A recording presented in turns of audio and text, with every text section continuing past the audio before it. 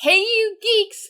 Are you ready for Brandon Sanderson to start dropping preview chapters of Wind and Truth next week?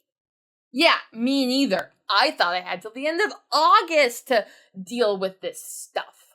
So, if you are like me and behind, possibly in your reread, or maybe you haven't started yet, or maybe you just want to pretend like you know what all of your geek friends are talking about, please enjoy my following Stormlight Archive summary. In song form. Full spoilers, of course. The Way of Kings. We begin at the end of the beginning, I might charitably call, as it is the end of the Oath Pact between the ancient heralds of Roshar. We need a more permanent solution to our problem. Well, they've pinned that all on one person, Talnell, and the rest we see have just left their swords in the stone and walked away. 4,000 years later, Sanderson takes us to the prologue, which is... It's gonna be a night to remember, where King Gavilar of Alethkar is signing a peace treaty with a strange group of beings he calls the Parshendi. They call themselves listeners, who have an unfortunate resemblance to the Parsh people that the Alethi and all humans of Roshar have enslaved. More on that later, because the peace treaty does not last the night. Zeth, Sun Vallano, Truthless of Shinovar, employed by the listeners, wears white as he kills the king on their orders.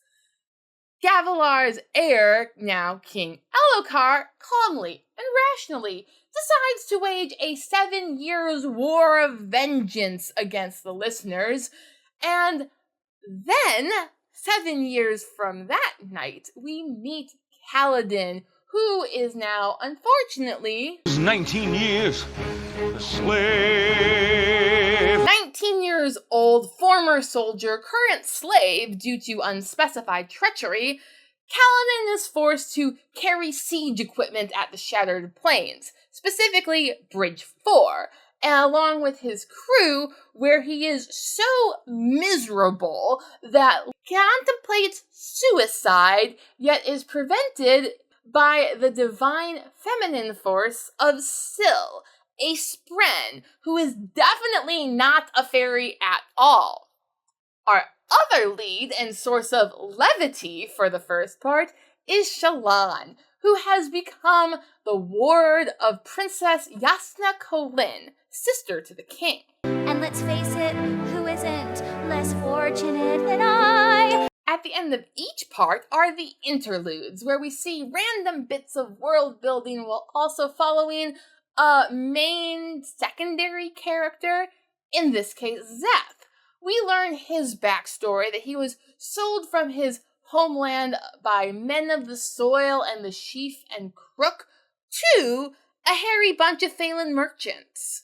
Young, strong, well-behaved, going cheap, and he reads and writes. The interludes follow Zeth as he goes on a complete killing spree across the continent, newly ordered by an unknown master. Back at the Shattered Plains, we meet our third and final main character of this book, Dalinar Kholin, brother of the late King Gavilar, who, strange as it seems, has had a run of crazy dreams. He had a dream that pinned him to his sheets with fright. High storm visions. High storms are like thunderstorms, but worse. And they bring the magical power known as Stormlight. Between high storms, Dalinar is forced to deal with the courtly intrigue surrounding his nephew, the king, whose girth strap breaks suspiciously under Dalinar's watch while on a hunt for a chasm fiend on the Shattered Plains. This makes the court suspect that Dalinar himself has tried to kill the king. While that's going on, Kaladin over in the slave pens is trying to make life better for his bridgemen, and this gets him strung up in a high storm to die. Look down, you're standing in your grave. But Kaladin, of course, doesn't die. It's kinda his thing. Also, Shallan, surprisingly, doesn't die over in her wardship to Yasna, where she has stolen the princess's soulcaster, or magical amulet that transforms things. Surprisingly, the vigilant princess does not notice, though she does notice that Shallan is getting seduced by Capsule, an alleged member of the Ardentia, or clergy on Roshar, who claims to be there to save Yasna's soul from her avowed atheism. However, it's when the seduction of Shallan fails that Capsule takes the extreme measure of trying to poison Yasna. Choose me or the fire. Yasna somehow survives ingesting the poison, while Shallan doesn't look like she's going to, until she reveals to Yasna that she has stolen the princess's soulcaster, which Yasna then seems to use to save Shallan's life. Meanwhile, back on the Shattered Plains, Kaladin's master, Sadeas, the High Prince, clears Dalinar's name of trying to kill the king, and he suggests that the two go out and hunt crystallized chasm fiends for their gem hearts together. This puts Sadeas in a perfect position to betray Dalinar. And he does, stranding him out on the plains surrounded by listeners, except Kaladin and company see the betrayal and do not like it, as it offends their honor. So they come to Dalinar's aid, and Kaladin unlocks a new level of magical powers given to him from his bond with Syl, making him a budding Knight Radiant. In return, Dalinar frees Kaladin and company from slavery. In his eagerness to save you, your god has also saved the Roman fleet. While Zeth's unknown master finally reveals himself to be King Taravangian of Kharbranth, the kindly old man we'd seen giving Yasna patronage in her studies. Taravangian seems aware that trouble is coming and is preparing for it by killing as many people as he possibly can. Words of Radiance. Shallan and Yasna leave Kharbranth and head to the Shattered Plains on a boat. During the journey, they discuss the history of the Knights Radiant and the origin of their powers, the Spren. The Ghostbloods, who is the secret organization who actually employed Capsule in the last book, try again to assassinate Yasna and succeed, it seems, leaving poor Shallan shipwrecked on a beach, unable to start even a fire. But Shallan, forced to journey to the Shattered Plains alone now, soon makes new friends along the way. Oh, we're off to see the wizard, the wonderful Wizard of Oz. Including a cryptic Spren named Pattern, and infiltrating the Ghostbloods themselves, with whom she does semi-nefarious things, like stealing Kaladin's boots. Meanwhile, in the interludes, we've been following the listener, Eshonai, commander of their forces. There's things waiting for me to invent them. There's worlds waiting for me to explore. She is trying to find a way to save her people from imminent extinction by Alethi aggression. Fortunately, her sister Venli has a great idea. Unlock the ancient powers of the god Odium, who her people abandoned generations before. The bitter consequences of an ancient fall from grace. Meanwhile, Kaladin has become captain of Dalinar Kholin's bodyguard. I'm captain, you know. Kaladin and his men defend the Kholin family from the threats posed by the other high princes who do not like that Dalinar is forcing them to fight honorably, and if they don't, Adolin will challenge their champions to a duel and take their shard blades. Shard blades are basically magic swords. Also, the secretly evil King Taravangian has ordered Zeth to use his secret magic powers to assassinate Dalinar. Dalinar, knowing that his house is under considerable strain, is very happy when his good friend High Lord Amaram comes to the Shattered Plains. He is so happy that he appoints High Lord Amaram himself to be a Knight Radiant, despite having no magical powers, because Dalinar doesn't know that those are a thing yet. He also doesn't know that this is pissing off his Radiant-in-training captain of the guard, Kaladin, because in previous flashbacks we saw that Amaran betrayed and sold Kaladin into slavery. In Words of Radiance flashbacks, we see the darling life of the Devar family. Well, let the whole world hear. Oh, for heaven's I refuse to allow that dog to lord it in my nursery for 1 hour longer. Oh, Father! In vain. In vain. It starts with a child Shallan killing her mother with a shard blade, and things go downhill from there. And we meet Shallan's older brother Helleran, who is off to join the Skybreakers, led by Nail. Let's have no more explanations. Save your breath and save your tears. The Skybreakers are an existing order of Knights Radiant who try to enforce their version of justice.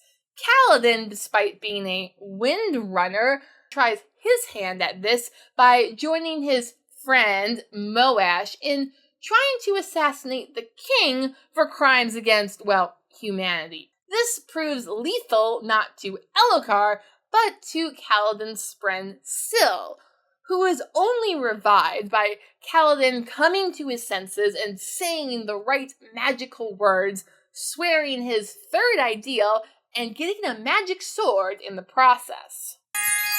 This time, it's Hook or me! Kaladin then flies to the rescue of Dalinar, who has left on an expedition for the center of the Shattered Plains to finally defeat the listeners once and for all before they summon what is known as the True Desolation and their god Odium. Dalinar is too late to stop the desolation, but Kaladin arrives in time to save Dalinar from Zeth. They fight in the sky, Zeth falls to his doom, But granting me my life today, this man has killed me. Even so. Zeth, of course, comes back from the dead, and Yasna comes back from the dead, while the rest of our heroes escape the new Everstorm, bringer of the True Desolation, by fleeing through a magic portal to the magic tower city of Urithiru. Put him on a camel's back and send him off to Ur with a cowboy hat without a brim, a boot without a spur. But Eshonai dies, and most of the listeners who summoned the Everstorm for Odium get killed by Odium, and Sadeas insults Adolin one too many times, so he gets stabbed in the eye, and then dies. Edge Dancer.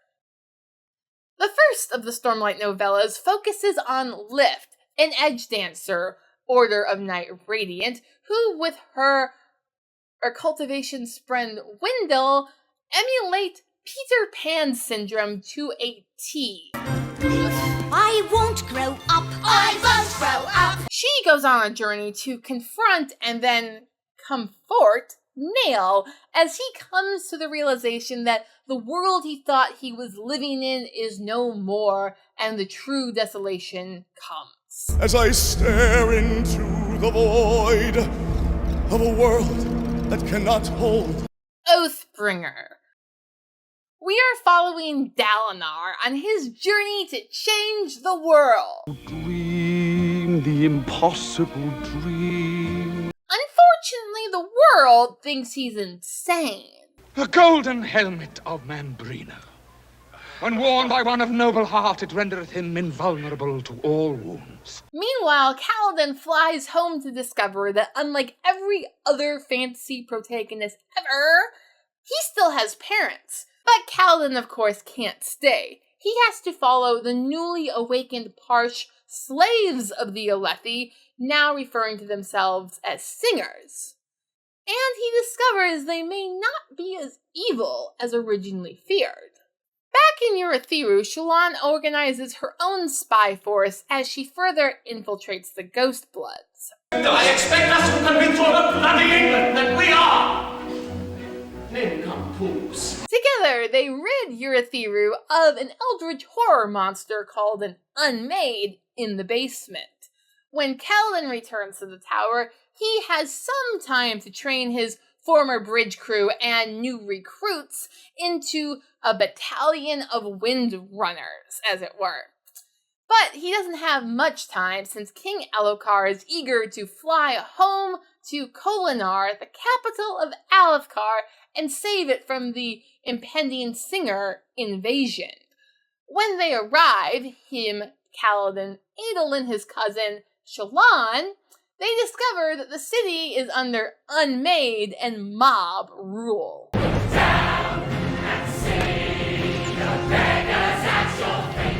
The Singers then attack. Kaladin must confront his old Singer friends and his former friend, Moash, who finally gets to kill King Elokar, causing him henceforth to be referred to as F-Face. Our heroes again escape through a magic portal, not to Urithiru as intended, but to the magical realm of the fairies known as Shadesmar. And they have a long trek ahead of them before they can return to the physical world, where, meanwhile, Dalinar is getting excommunicated from the Vorin Church. Well, de Cervantes, in the name of the Holy Office of the Inquisition, you are under arrest.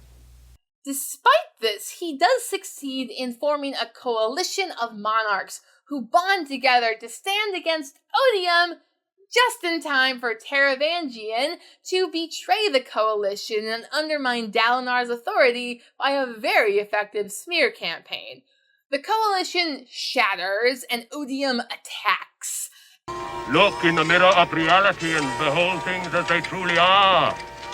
Forcing Dalinar to remember and relive the moment that he burned a city alive, including, unbeknownst to him, his first wife. The city of lovers is glowing this evening. True, that's because it's on fire. Dalinar finds his own inner magical power from his bond with the Spren, the Stormfather, and finds the strength to stand up to Odium and open a portal to the magical realm of Shadesmar, allowing the company of adventurers to stumble through right in time to change the tide of battle. During this battle, Adolin and then Renarin both fight a giant known as a Thunderclast. It's a windmill. A giant. A windmill. A giant. Canst thou not see the four great arms whirling at his back? Giant. Meanwhile, F-Face is promoted in Odium's ranks and takes the opportunity to kill Yezrien, the ancient herald and patron of Windrunners, whose honor blade magic sword grants the bearer Windrunner-esque powers, formerly in the possession of Zeth. Zeth, meanwhile, has joined the ranks of the Skybreakers and sworn his next ideal to serve Dalinar Kholin and Team Honor. Dawnshard. The second Cosmere novella follows Risen, a Thaylen merchant who we've been following in the interludes since The Way of Kings. Dalinar's coalition hires her to sail to the mythical island of Akina in the archipelago of ancient Aemia. If I go, there's just no telling how far I'll go. Once there, Risen makes a deal with the ancient Aemeans in return for keeping their precious Dawnshard safe. We don't know what a Dawnshard actually does, however, it seems to be a lot of investiture magical power, and they were once apparently used to kill Adonalcium, the primary divinity of the Cosmere itself. Rhythm of War. Set a year after Oathbringer, this story is supposed to focus on Venli the listener's road to redemption, following her, dooming her entire people in her pursuit of personal power. Knowledge, dear, is power, and it's high time you acquire some. But she is perpetually getting upstaged. First, by Kaladin, of course. The former bridgeman, former captain, currently High Marshal of the Windrunners, has a habit of becoming catatonic when witnessing the mortality of his friends and the depravity of his former friend F-Face. This makes Dalinar, now full bondsmith, head of the Radiants, retire the Windrunner early. However, Kaladin will not rest easy as he creating contemporary mental health care treatment plans on Roshar. Meanwhile, Shallan is busy with her Lightweavers. Though efficient in their last mission, their target, Iole, somehow ends up dead. On the same day she marries the man she loves, has her revenge on the man she hates. Yet, despite this blatant failure, Shallan is tasked with her husband and company to go to Shadesmar on a diplomatic mission to the Honor Spren to get them to join the coalition and fight against Odium. This Honor Spren fortress is conveniently where the Ghostbloods want to send Shallan to find/capture/kill an ancient herald. En route to the fortress, Shallan very much struggles with all of her identities and all of the lies she's told over the years. We have forgotten our parents. We must leave at once, before we, in turn, are forgotten. Once Urithiru is empty of ground troops staging a ground assault in Emul against Odium's forces there, Odium sends a secret army led by Raboniel and her servant Venli to attack the tower. Raboniel uses this opportunity to capture and command Navani, Dalinar's second wife, to discover the secrets of Rosharan magic, where they learn that, in fact, the hills are alive with the sound of music. With songs they have sung for 1,000 years. This is war, and Raboniel uses this information to weaponize sound and make antimatter magic, or anti-magic magic? Anti-investiture tones. Meanwhile, Kaladin is forced out of his early retirement and has to become a one-man army defender of the Spren of the ancient tower. Come out to the coast, we'll get together, have a few laughs. Although Kaladin witnesses that his friends and even the civilians of the tower support him in this fight, he still has massive issues with disappointing his father, the pacifist, and Jerk. So when F-Face shows up to unalive Kaladin's longest-standing friend Teft, Kaladin completely loses it, and in despair jumps from the top of Urithiru, intent on unaliving himself. But he has a revelation on the way down, which allows him to say the next oath magical set of words that gives him a fancy new set of armor to boot, which allows Kaladin to fly again and save the day along with Syl, Navani, and the Tower Spren.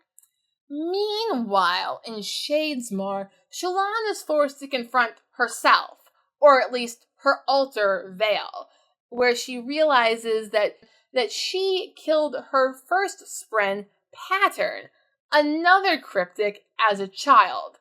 This was the Spren she'd used as a sword to kill her mother. She then refuses to kill the Herald Kalak for the Ghostbloods, who are so furious that her superior, Mraize, reveals that his boss's boss is the elusive Thydakar, Lord of Scars. Those Frenches seek him everywhere. Is he in heaven or is he in hell? Back in Emul, Dalinar's coalition defeats Odium's forces, allowing Dalinar the opportunity to plead to the Herald Ashar to save Urithiru from Odium. It doesn't go well. Feeling defeated, Dalinar flies back to discover that the tower has been reclaimed by Navani and Kaladin. This, of course, pisses off Odium, who now fears that he will lose. So he agrees to set terms with Dalinar for their duel of the champions.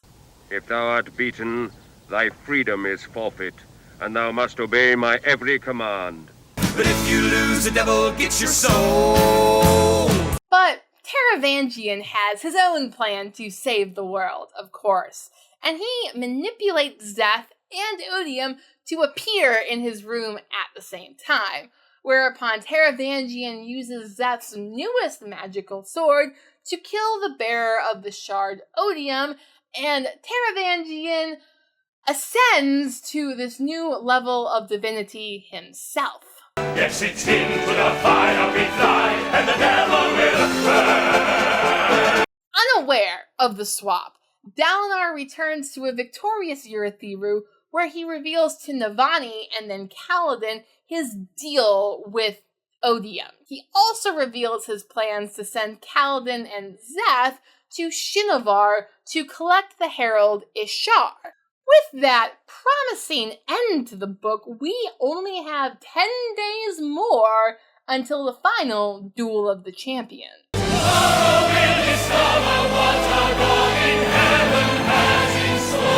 So I hope to have helped you jog your own memories of the Cosmere before Wind and Truth drops next week, just a few days' time.